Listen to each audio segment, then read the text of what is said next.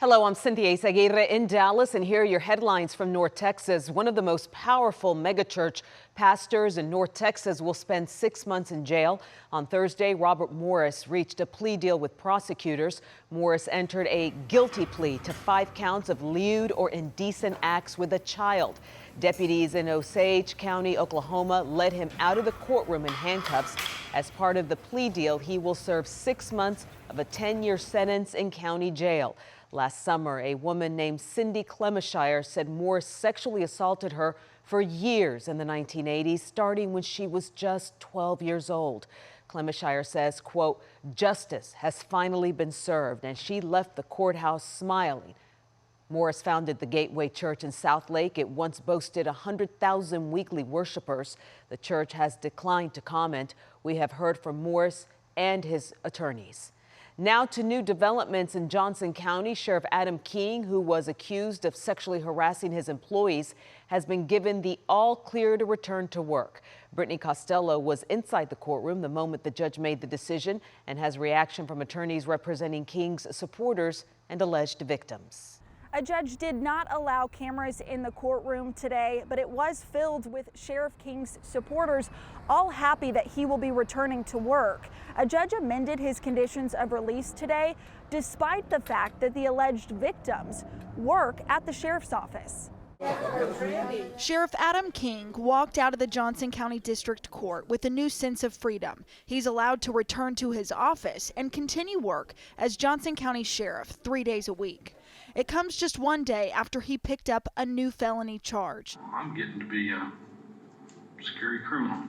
He pleaded not guilty Thursday to 4 charges stemming from allegations of sexual harassment. He's accused of making unwanted sexual comments to his female employees. He allegedly told one woman if she kept losing weight, it would make him want to do ungodly things to her. WFAA talked to Dr. Anna Goodlow last month. I didn't ask for it, and none of the other victims asked for it. Sheriff King is accused of retaliating against her and his own deputy chief when he learned of the investigation. He picked up a new charge Wednesday, alleging he lied to the grand jury. His friends are standing by him. I will not believe it until it's proven otherwise in court, if it is. Sheriff King's attorney gave us a statement on his latest arrest, saying the timing of this is deeply disturbing, calling out the prosecuting attorney, saying power is a dangerous thing. Visiting Judge John Weeks told Sheriff King to avoid all contact with witnesses and victims, even at work. An attorney representing his accusers released a statement saying, given that the accused is once again in the same building as his victims, the victims will have no further comment. In Johnson County, I'm Brittany Costello. The surviving detainee wounded in the ICE facility attack in Dallas has been released from the hospital. He's identified as Jose Andres Bordoñez Molina from Venezuela. Homeland Security says they arrested him just 2 weeks ago after he was pulled over for a traffic stop in Hearst. ICE officers say Bordoñez Molina was injured during last week's shooting, and they rushed to get him to safety. He was taken to Parkland but has since been released and tonight remains in ICE custody. A Dallas home that first went viral for its Christmas display is now earning a reputation for the Halloween display. But as Matt Howerton shows us, the neighbors are divided on it. It's October 1st. And on this street in Preston Hollow,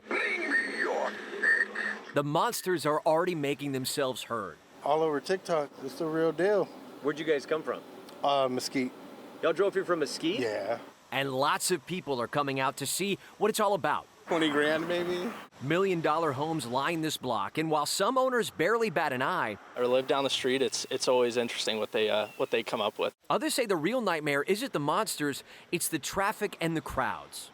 It was obnoxious and it was overdone. On Deloach Avenue, this house has already cemented a viral following. Last Christmas, same ordeal, a Griswold-like display that brought crowds and forced the hand of Dallas PD to do traffic control. Taxpayers footed that bill to the tune of $25 grand. It took me 45 minutes to get off of my street. Linda here lives a few doors down. She says it took her nearly an hour last December to pick up prescriptions at her pharmacy. What would happen if somebody had a heart attack? The EMTs could not be there in time. And while this house might be a scream for visitors, all the traffic it draws has folks at Dallas City Hall wondering if all this spirit might be too much. Dallas Deputy Mayor Pro Tem Gay Donnell Willis says the city is rethinking how it handles extraordinary neighborhood events like this one, and she'll bring new ideas on how to deal with it all this month. Where's the doorbell? The homeowners of this ghoulish display didn't come to the gate when we tried to get a hold of them. They're the Munsters in October, the Kringles in December. But it's very clear they enjoy celebrating certain holidays. Yeah, it's pretty cool. In Dallas, I'm Matt Howerton. We did reach out to Dallas police, who tell us a third party hired off-duty police officers for traffic control this time around. Police say residents will still be able to access their neighborhood. Well, people who live in Princeton, the nation's fastest growing city, will soon have a new place to shop. Our partners at the Dallas Business Journal report construction on a large retail complex in Princeton is set to start this winter. It'll bring about 420,000 square feet of retail space to the corner of US 380 and Beaucamp Boulevard. Stores like Kroger and Home Depot will anchor the property. Other stores include Hobby Lobby, TJ Maxx, and PetSmart, all set to open in 2027. Well, each year at the State Fair, we see some very elaborate new food items compete for the Big Tex Choice Awards. But as Chris Sadeghi shows us, sometimes it's the simple foods that have the staying power. Here at the place where you can fry just about anything. One potato at a time. Jack Pyland fries, well, fries. Do you want it crispy on the outside and soft like a baked potato on the inside? A side item that tastes like the main course. I think it's just people look like the consistency. And there's 80 years of that consistency at the State Fair for Jack's Fries, a stand his father started in 1945 after returning from World War II with a recipe for... It's the right potato and the way they're cooked. The perfect potatoes. Fresh potatoes, you did ever want frozen. One of the special ingredients... You want to try one? As I found out... Here we go. Is elbow grease. You're a two-hander instead of a one-hander. We always hire people that one-hander. Oh, okay. Well, let's try with the one-hander. Better. And the result gets the chef's kiss. Then we wash them here, we pull them out, and fry them.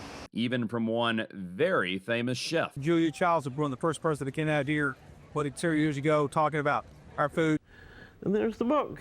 In 1996, culinary royalty Julia Child passed through North Texas on a book tour, stopping to pay a visit to WFAA and then the State Fair of Texas. She showed up, introduced herself, and she wanted to try the fries. And of course, I gave her French fries because I was holding my breath. And that's not all she wanted. She sat there and she liked it. I want to ask you that. She stayed around about 30 minutes and we talked how to cook fries. A French fried secret, perfectly kept, 80 years strong.